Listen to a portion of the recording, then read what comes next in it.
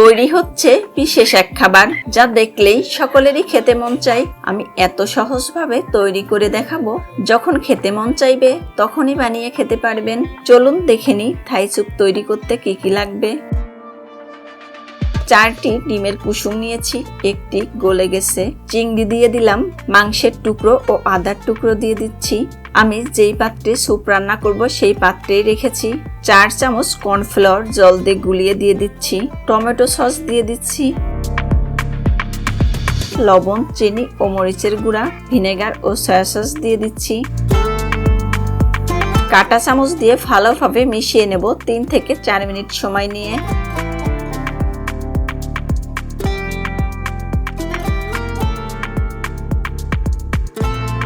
এখন দিয়ে দিচ্ছি 1 লিটার জল। চামচ দিয়ে নেড়েচেড়ে দেব। এবার চুলা জ্বালিয়ে দিয়ে হাই হিটে রান্না করব 10 থেকে 12 মিনিট। থাই স্যুপ রান্না করার সময় অনবরত নাড়তে থাকবো।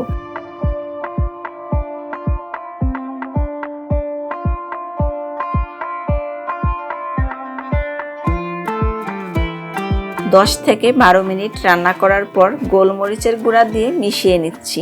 তৈরি হয়ে গেল থাই স্যুপ। এবার আমি বাটিতে তুলে নিচ্ছি। থাই স্যুপের ভিডিওটি ভালো লাগলে লাইক, কমেন্ট, শেয়ার, সাবস্ক্রাইব বা ফলো করে পাশে থাকবেন। ভিডিওটি দেখার জন্য অসংখ্য ধন্যবাদ।